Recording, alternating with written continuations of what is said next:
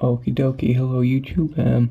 Do forgive me for talking a little bit quietly, but it is currently 10 minutes past 1 in the morning in Edinburgh, so I'm trying not to wake up my flatmate next door. Okay, tonight / this morning, I'm going to be talking about these bad boys that you can see here, which are the bullet button modifications that I'm sure you've seen quite a lot of across the internet. Now these are pretty available every country. On eBay these cost me £3, and they're very, very easy to install. All I have to do is take out the 5 screws on the back, unclip the controller, unscrew the 2 rumble packs, flip the whole thing over, and then you'll be able to get to your main circuit board. Now when you can see the other side of the circuit board, you'll see a sort of almost a rubber D-pad which has the electric contacts, and you take that off and then each button pops out individually.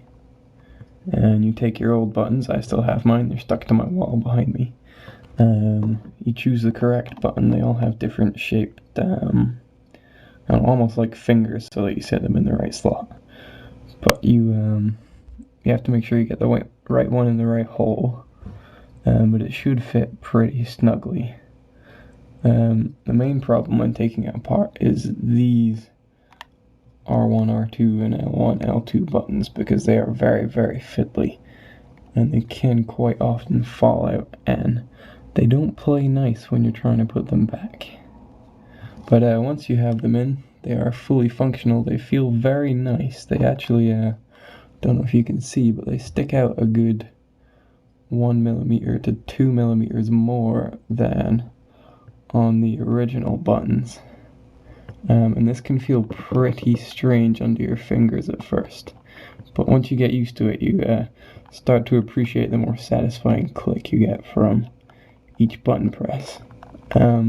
Because the buttons are actually made out of metal, they do actually feel, when you pick up the controller for the first time when you're playing, they do actually feel cold underneath your fingers, which actually feels pretty nice and pretty cool.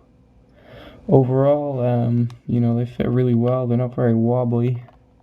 They don't make too much noise.